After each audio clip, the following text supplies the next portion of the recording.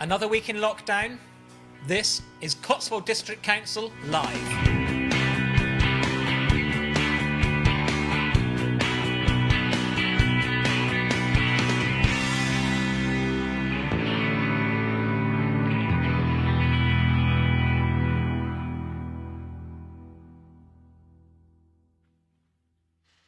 Good afternoon and welcome to another edition of Cotswold District Live, here from the Barn Theatre in Cirencester.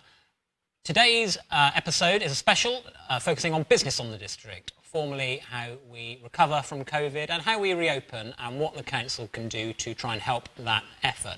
I'm joined today in the studio by Councillor Tony Dale, who is Cotswold District Council's Cabinet Member for Economy, Skills and a number of other things as well, Tony, that I've probably left out.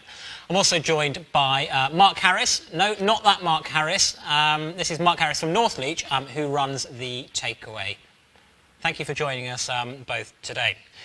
As is customary when we begin, a massive thank you, as always, to all of our key workers across the country and indeed locally. NHS workers, council staff who continue to work really hard to ensure that basic services continue to function. We owe you a great debt of gratitude and we all really, really appreciate it. So a couple of announcements before we begin. You may have seen last week that Cotswold District Council streamed its first ever council meeting via Facebook. This is something that we've been planning on doing before COVID happened, but clearly the move to allow us to hold remote meetings has meant that we could bring that forward a little bit. And while it wasn't perfect, there are a few technical difficulties, particularly for some members, some funny camera angles, and hopefully not too many overheard comments. It went pretty well. So we're really keen at the District Council that the public can engage in the democratic process and more importantly witness what is happening, witness the decisions that are being made on their behalf. So thank you for joining us for that. It went successfully and keep an eye out for future meetings. Planning committee next week, exciting stuff. CDC Live, this show, we're going to be moving now to a fortnightly service. As things get back to normal, we're getting busier, ensuring that the council continues to function, so we need to ensure that, that our attention is fully on that. So we're going to be moving this show to every fortnight for the foreseeable. We're going to continue as long as the Barn Theatre will have us, I think.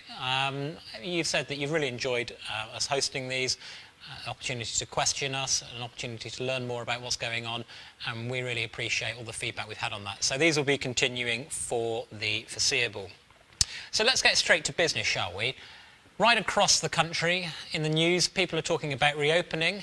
As restrictions ease, businesses are able to reopen. Those that are closed are able to reopen their doors and provide a service they were providing before, be it in a slightly different format more often than not. So today's episode is going to focus on our work with businesses as we seek to safely reopen town centres from the 15th of June. We're currently developing a number of schemes that we hope will attract trade back into the town, and we're going to have a discussion about that now. And importantly, enable shoppers and anybody in our town centres to move around safely and freely, and that we, as far as we can, we abate any risk to people, particularly picking up the virus. We want to ensure that while community transmission is very low, it stays that way. That is the number one priority. And we're also working with our colleagues at the town and parish councils across the Cotswolds and also at Gloucestershire County Council to see how we can enhance the environment and really get a better environment for people to shop in and to spend time in our town centres. So I'm going to pass over now to Councillor Tony Dale. Tony, what have the District Council been doing in this regard and what do we plan on doing? Over to you. Well, thank you. I think for me the priority has been about getting all our businesses back up and running as safely and quickly and effectively as we can. The key priority has always been to open safely, to protect lives, to protect livelihoods. But one of the most important things when we reopen is that we make this experience as rewarding and enjoyable and safe as we can as businesses get back into the swing of operating in the Cotswolds. I'm really keen that businesses that have been stalled for a number of weeks now get back into the groove. So what are we doing? First thing is we are looking at the toolkits that we can give to businesses. Those have been prepared literally hot off the press today, and those give businesses a lot of guidelines and help around the sorts of safety aspects they need to review, the ways they can implement one-way flows in their shops if that helps them, to ensure that if they feel screens are appropriate to protect and separate staff or customers, those can be implemented, and that safe social distancing is encouraged amongst their customers. Second thing really is about making sure they've done their own risk assessments so that they're confident that they can invite customers back into their shops and make the whole experience feel like an enjoyable and safe experience. And that isn't simply just having a quick look round. That is going through a government checklist, going through all sorts of elements of the experience from when someone arrives at the shop to make sure there are safe numbers in the shop and the shop has thought about what a safe number is, and that once they have gone through the shop, purchased items that they have touched, and then left safely to allow someone else to enter. And so the third thing I think is really about actually implementing those guidelines, making sure that the public is aware of it, that they have safe spaces to wait and to know how to operate through the shop. So we have created for them social distancing floor stickers, information posters, and we will encourage them to use hand sanitizers and safe social practices once they're in the shop. So I hope all these things together will really help our businesses. Fantastic. And Tony and the team at the District Council, and Councillor Jenny Ford as well, have put together this fantastic pack. So do you want to just talk us through the pack then, Sure, Tony? sure. So small independent businesses, I understand, should get one of these through their door? Or? All of the businesses will either receive it through the door, by post if necessary, but even some councillors are coming around to some of your local businesses. So we've worked hand in glove with town and parish councils to connect with businesses in the most effective way we can. Any businesses that don't get it for any reason, just go to the website or you can email us on hi.streets@cotswold.gov.uk. Call us, there are plenty of packs available. They've got this checklist. Yeah, should we just... let's unpack the pack, shall we? Please do. Please do. So we've got envelope, nice and basic. First of all, I've got a bit of a summary, reopening town centres, how to reopen safely. So some general... Absolutely, a sort of general introduction letter explains the circumstances. Jolly good, excellent. So you mentioned the checklist. Exactly. Talk us through that then. So when you open a retail business, some will be relatively large premises, easy to navigate. Some will be smaller, perhaps harder if you have a fashion business or something. And you need to think about how will you encourage your customers to look at the stock, consider it, engage to check sizing, and then maybe select one or two items which they think will be right for them, take them to the checkout safely, pay for them and exit, and then if necessary there's some a process to return them if that's the case. But all those guidelines explain the sorts of risks and measures you need to put in place to stop people double handling or potentially passing on the infection not directly. Right, so we've got a section here about employee safety, good. Absolutely. We're looking after employees, of course. Public safety as well, that's great. And actually interesting, the other main heading, water safety. Yeah, absolutely. So, you know, lots of premises have been closed and risk of Legionella. Well, all sorts of things. I mean, just because we're dealing with coronavirus right now doesn't mean all the other risks that surround a premises go away. So as we're reopening anywhere that's been shut for 12 weeks, we would go through the normal reopening that we would go for any business. So you need to check that things are safe, hygienic measures have been put in place, and that your water supply has been run through so that it is safe to use. Well, we're moving through this like water, which is good news. So we've got some resources in the pack as well. So first of all is this poster. So Tony, talk us through that one. So this is quite simple and straightforward. Most businesses will get this instantly. Some businesses, relatively small premises, maybe only it's safe for one person to be in the shop at a time, simple takeaway. Other businesses could be 3, 4, maybe even more people, 2 metres apart, moving around the premises. So poster in the pack, really useful space at the top there to write in how many people can come into the shop, and you can place that in your window. How about that? We've also got this poster, so this is basically, is this a certificate, almost a certificate? Yeah, it's just a... Sign yourself saying that we are adhering to all these... Just to say that we're meeting the measures that the government is enforcing on opening retail shops on the 15th, exactly that. Keep an eye out for that.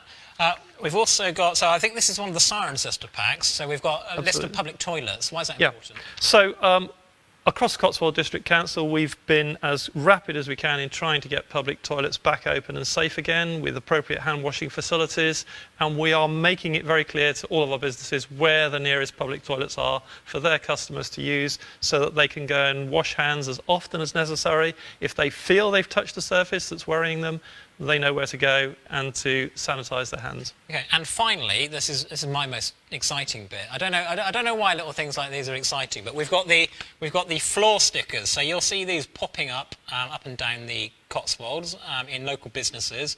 I like the hairs on there, Tony. Was that you? I wish I could claim it, Jay, but I thought it was a lovely idea. So yeah, so if you're interested, guys, please get in touch with the council. Email us, that's hi.streets, with an S on the end, at cotswold.gov.uk. You can also call us on 01285 623 000.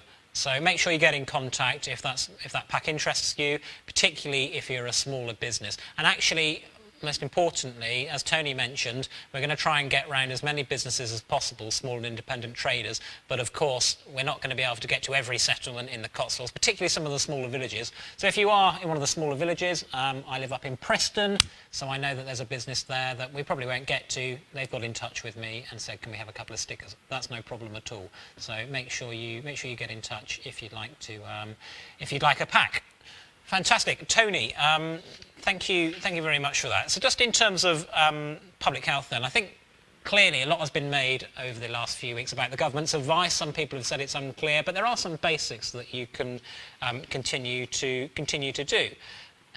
There's been a lot of debate, hasn't there, about face masks, and we've all been presented with them. So our fantastic comms officer, Ollie, I think his mother is making face masks. So look, we're all sorted. Look, come on, guys, get yours on. Look at this. So we're all safe. So if you see us on public transport, we're not very menacing people. But yeah, fantastic. A shout out to Ollie's mum there. Good work. But yeah, face masks on public transport. They are going to be compulsory from the 15th of June. So if you are going to be using public transport to get to work, then please ensure that you do that. And actually, it's probably best, particularly at this time, if you're going to be out and about, just for an element of added safety, if you've got access to a face mask, it's probably wise to wear one. Important thing to say though, that is not a substitute for social distancing at all. And actually, our advice to residents as a council is, if you can stay at home, if you can work from home, make sure you continue to stay at home. That's really, really important. So, Tony, we've been having a lot of discussion internally, haven't we, about what we can try and do as a council to improve the high street, how we can make it a bit more of an easier navigation for pedestrians and cyclists in particular, but also how we can allow, particularly restaurants when they get to opening, to be able to spill out onto the pavements. Can you just give us a bit of a run through of what have we got? What are we cooking up? What are you and Rachel, our cabinet member for the environment, for our climate change, sorry, what are you looking at? So we've been doing a lot of consultation on this. I don't think we claim that we own all the great ideas for this. We've been talking to local town and parish councils. We've been talking to businesses. We're very interested in what hospitality has to say to us. One of the things that's very obvious is a lot of our restaurants and cafes will have a difficulty operating with the existing rules, and so they may want to have tables outside. We all know that there are places in the Cotswolds with narrow alleyways, small pavements. Last thing we want is people being out in the roads. So we're very much encouraging our local councils, our local businesses, even our residents, to consult with us, to fill in the surveys, and to let us know where they think it's possible to simply create a little bit more space for a business to run, to create some space to dine, maybe have a drink, and to still create that space, that social distance, so that people can enjoy themselves, have their time outdoors, and make it viable and sensible and economic and successful for our local hospitality businesses. And one of the things that we've been talking about, we've seen in other towns, I think Cheltenham, on the Bath Road in Cheltenham, they've sort of installed these slightly industrial looking bollards, haven't they? Yes. They fit together, don't they? we're trying to avoid doing that, aren't we? So we're looking at how we can perhaps Absolutely. put planters in or something Yes. similar. Do you want to talk to us a bit about it? Yeah, I mean, I think that there is just so much we can do. You know, the tourism trade in the Cotswolds has always been important to our businesses and to the economy here. And one of the things we can do is to create these spaces with things that look good. I mean, we don't have to create this opportunity to the detriment of the environment. If we can make it more pleasant for cyclists, more pleasant for walkers, and just put in some planters. We will lose a bit of space to traffic, but we will create safer spaces for pedestrians and for our shoppers. So it'll be great. And Tony, we have a big debate, don't we, within the council about that whole thing of, you know, we've got our climate change obligations we need to meet, but equally we've got to try and balance that with the needs of, you know, the local economy, making sure we don't disadvantage local businesses and that sort of thing. And there's potentially an opportunity here, isn't there? If we can do this right and we can get something that works particularly for local businesses and has an impact on the environment, if more people are able to cycle and Totally. and walk around, it might be that some of these changes could be permanent. I'd love to see it as the new normal. I mean, one thing is certain, that people have been cycling more, walking more, and actually a lot of people have taken their fitness more seriously. Anything that we can do which encourages that to stay for normal, to be the new normal, I think it would be fantastic. If we can get people onto bicycles to do their even a short shop or a normal trip, which they might otherwise have used their car for, I, for one, would be delighted. Absolutely. I've certainly, you know, it got to a stage during the lockdown where I was going for a run just as something to do. So actually, you're quite right, Tony. It's been a real opportunity to get fit. And if you haven't already, then come on, all this opportunity. So just sort of rounding off the piece about Hive's improvements, as we said, Tony mentioned, you know, we really need your assistance in this. We want to hear from you. So if you've got 10 minutes, if you're a local business owner, particularly in some of the main towns where you get a lot of thoroughfare, we'd love to hear from you. If you head to our website, cotswold.gov.uk/business recovery, you can fill out our survey. It should take about 10 minutes, and it's really helpful when we get feedback. It just helps us plan. Right, we're going to bring Mark Harris in now, who is our guest and is not my father. My father is Mark Harris, but it is not this one. So no. Mark, welcome. Thanks very much for joining us today. So before we sort of talk about the current situation, how you guys have been coping, just give us a bit of a background about your business, what you do, where the business has come from. Sure, absolutely. Thank you for having us on this afternoon. So my primary business is actually a restaurant consultant, and I've lived in Northleach for the last 5 years. And the opportunity came to buy the local takeaway last year. And we opened, after a brief refurbishment, in the back end of August last year. And we actually been given a strapline by the locals, which it would cost fortunes for a brand agency to do.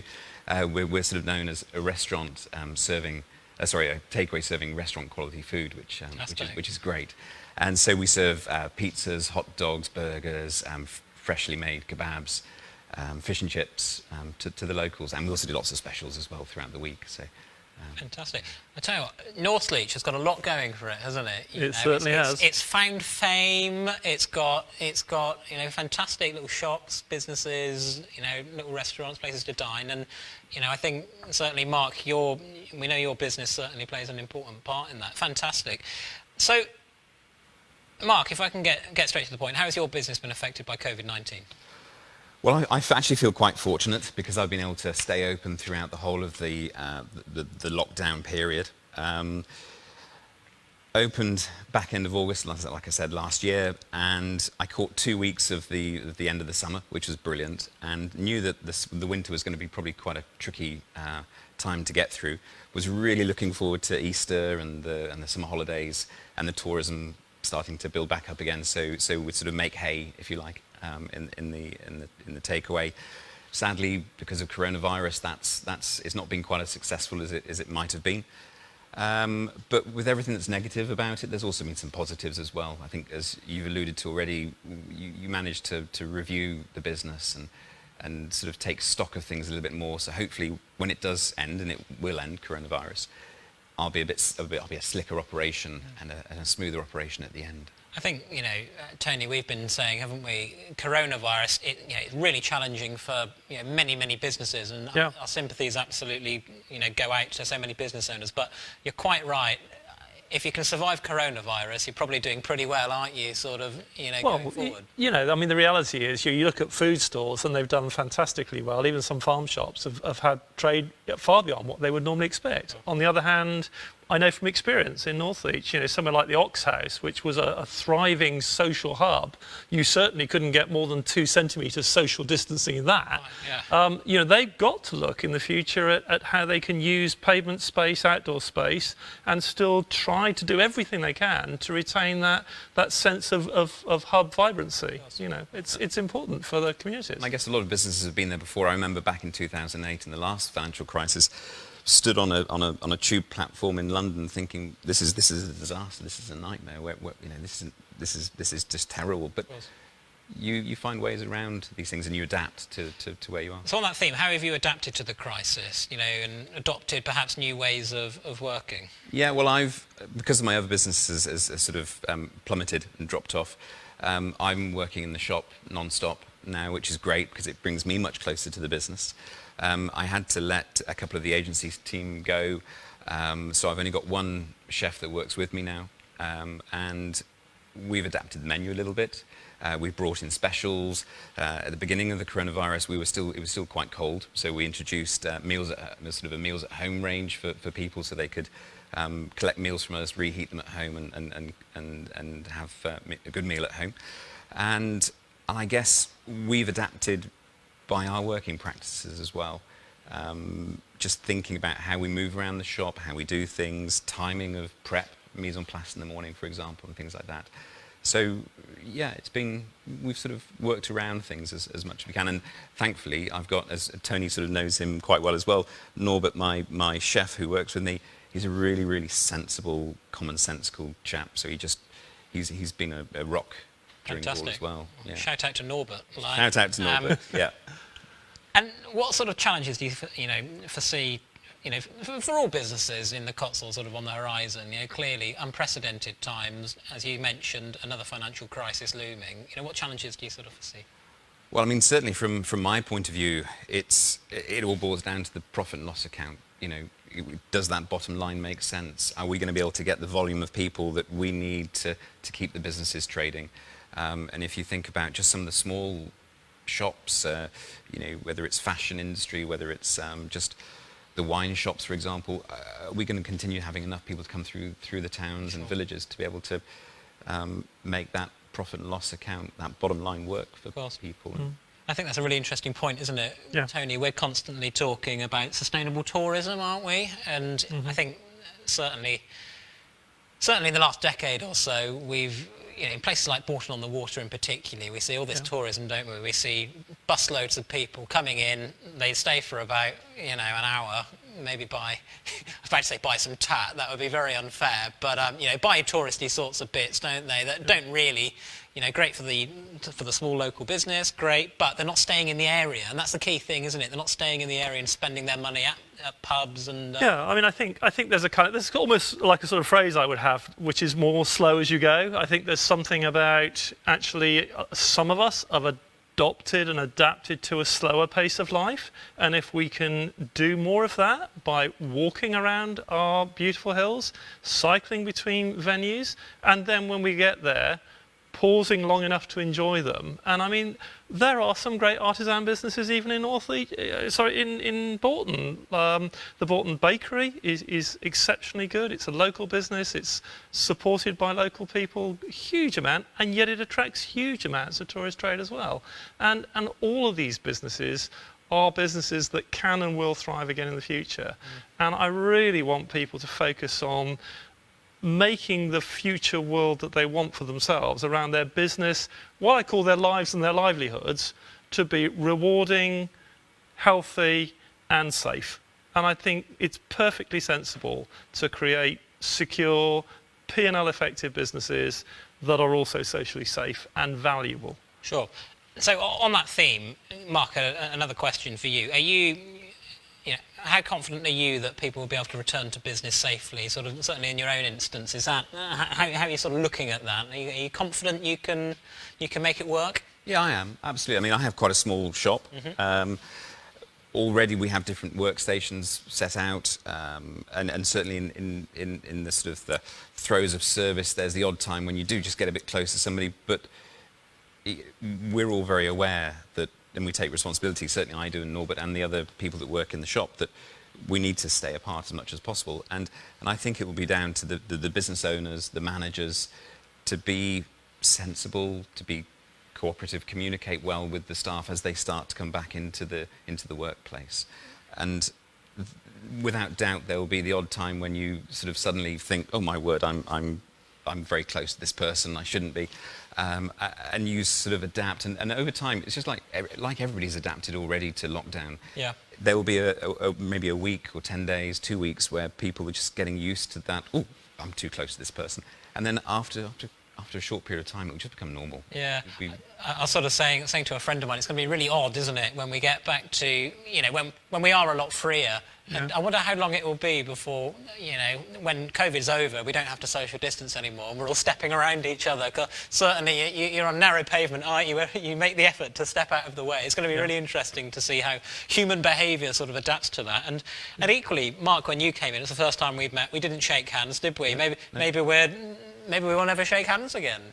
Maybe we'll see some new cultural norms or something like that. Who knows? Yeah. A smile and exactly. A warm smiles means. I think so. I think you elbowed Tony, didn't you? I did. Yeah, we've got that one. We've also got the nice to see you as well. Yeah, you did. I think you did that before. So it's an embracing feeling. It brings people in, even if not physically. Absolutely. Just finally, then, Mark. How do you think, quite often as councils, there's unrealistic expectations put on us as to what we can do. I mean, what would you be looking to us to do as a council? Obviously, Tony, the benefit of being a local ward member and the cabinet member of the economy, what do you want Tony to be taking on board and saying at the council and getting the council to do for you? I think having Tony as our local member is great. He's very supportive.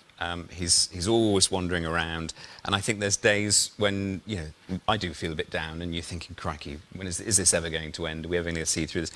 And then suddenly Tony will wander up with a smile on his face and say, "How are you doing, Mark?" And actually that means so much more than throwing money at something or sort of trying to throw initiatives in. It's that sort of support, that feeling that someone's listening, which is really important. And I think there's a lot of businesses in Northleach as well who appreciate Tony for that as well, because he's always open, and not necessarily that he can actually do a great deal sometimes, but just having somebody who will listen to you and obviously will feed back to the council as a whole, as to what the locals in Northleach are feeling and thinking is really important. So I think that's big. Great, Mark. Well, thank you so much for joining us. And as I say, to other businesses in the Cotswolds, I can't promise to send Tony in and cheer you up. There are lots of businesses. I probably can't promise that. But that we can do, practical things we can do. We put this pack together. Things like that, resources. We can, get in touch with Tony. He's got an amazing amount of bandwidth for somebody that works full time as well. So, get in touch with Tony. He's more than happy to help. You want to hear from businesses, don't you? I absolutely do. Genuinely, any business that's in the Cotswolds, if they want to have a conversation, if they want to talk about business in the Cotswolds, I am here to listen and to understand how we can help. Could I also say of course. I received my pack this morning, and I've sort of sifted through it very quickly, and I think if we all use those stickers and we all put them up in our windows and use them as they're supposed to be used, I think it'll have a huge benefit and make the tourists that are coming into the Cotswolds over the next few months feel safer, because they recognise, right, I can only go into this shop, there's only one person allowed in, that's what I'll do. Absolutely. And I think if we all do it, it will just become the norm again, and people will feel safer coming into our shops. I think it's a really good initiative. Fantastic. Mark, thank you so much for joining us, and do stay with us. We're going to take a few questions now, as is normal. So we've got a few pre-prepared questions, and if you have got a question you want us to ask, we're going to be here for the next 10 minutes or so. We'll answer a few of those questions. Pop them in the comments section below, and we will aim to get to those. We've had a couple of shout-outs for Norbert the chef, so do pass those on to him. Will do. Bit of a celebrity. District. Maybe we'll get him on the show at some point. You know, that would be good. Right? So we'll go to some of the pre-prepared questions. This is from Nick on Twitter. This is about reopening towns safely. I hope your assessment includes protecting the police. My best friend is a policeman and has worked so damn hard over the last 12 weeks. Tony, we talk to the police regularly. Do you want to just pick that up? Well, I think we should, and of course we do. Why would policemen be any different to any other person working as a key worker in difficult circumstances? So as ever, they have our full support. District Council works intimately with our local policing team, and I think the support is mutual. We trust each other and we work very well together, and I fully expect our police force to help local residents and citizens and our tourists when they arrive, if they need the support, to be able to move safely and effectively around the Cotswolds. They should expect and get the same support all of our residents would get. Of course. I've got another question here from Donna on Facebook. Please consider queuing outside shops and how to manage it, as the roads are getting busy. Yeah. People needing to step into their own and socially distance. It can be a bit dangerous. Yeah, I mean, this is exactly what I'm inviting consultation on. There are just many places in the Cotswolds, because it's so old and beautiful, where practically just pausing before you enter a shop is going to be difficult if the pavements are busy, particularly in places like Stowe, Morton. And I'm keen that we work with our local town councils and parish councils so that if we need planters, if we need safety barriers of any sort to make it safe and a good experience for customers to be able to queue safely 2 metres apart and still be able to allow others to pass by, then that is what we will do. We will do our best to help, and we'll be listening all the time. It doesn't just stop with the consultation. This will be ongoing for some time, I'm sure. We've got a question here on the live stream from Linda Hicks-Collett. Why do takeaways have to use really big boxes to serve their food in? They do not fold down easily. They fill the bins quickly. That's an interesting one. Mark, I don't know, do you use big bags or boxes? I use biodegradable boxes, so people can take them home and put them in their garden waste or what have you. I took ages deciding on the right disposables to use. We use sort of cardboard as wherever we can. You can break them down and fold them down. There's no polystyrene or anything like that at all.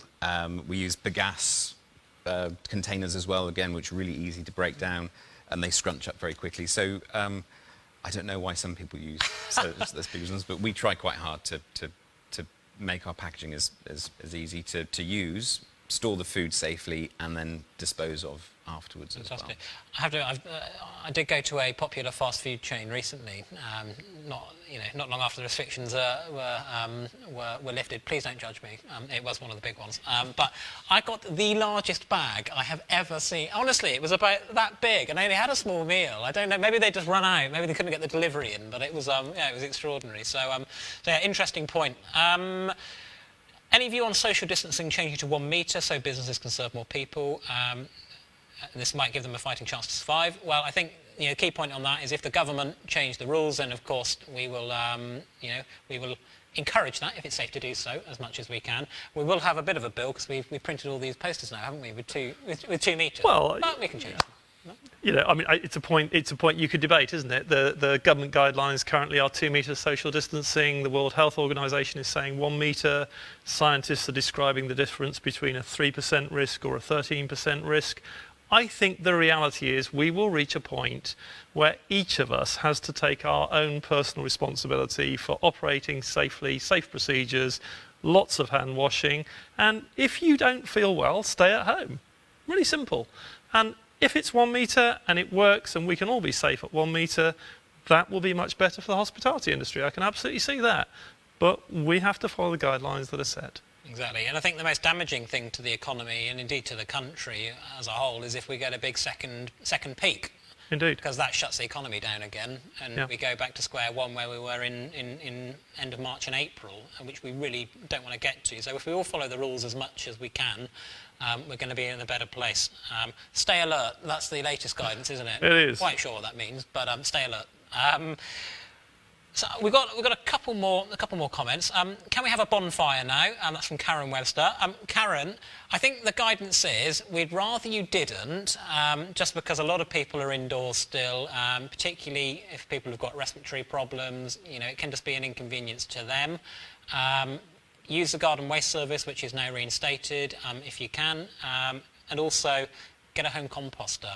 You know, the county council subsidise them. That's a really good way of dealing with garden waste in particular. But we'd really rather you didn't have bonfires. Use the household recycling centre that's now open. I think the new booking system is working really well, isn't it? It is. It is. My wife used it the other day. Booked in, arrived 10 minutes after the booking. No queues. She was expected, and the centre itself is operating very safely. You know, cars are all an extra parking space apart. I think it's working really well. Yep. Is the council? This is again from Karen. Are the council offices now open? If not, when will they be? Well, they're open in that there are some staff in there, sort of skeleton staff, doing some sort of key work, so customer services team and other members of staff. When it opens to the public, we don't know. We are not planning on doing that anytime soon. When we get to a stage where it's safe to do so, we will of course do it. Of course, we want to make sure that the council offices are open, but it has to be safe to do so, and we have to do so in line with government guidance. So as soon as we're in a position where we're able to do that, we will of course let all residents know. Coming to the end of the time, but we can squeeze a few more questions in. This is from Anne Gollix. Hello Anne, can you give us an update of the progress of the Chesterton development, please? We've seen that the site access signs have been put up at the field gate to where Somerford Road meets Spratsgate Lane. Anne, I don't know. I have to admit, Chesterton's been pretty low on the agenda in recent weeks, but just for you, I will get an update for you. I've got your email address, so I will get that to you as soon as I can.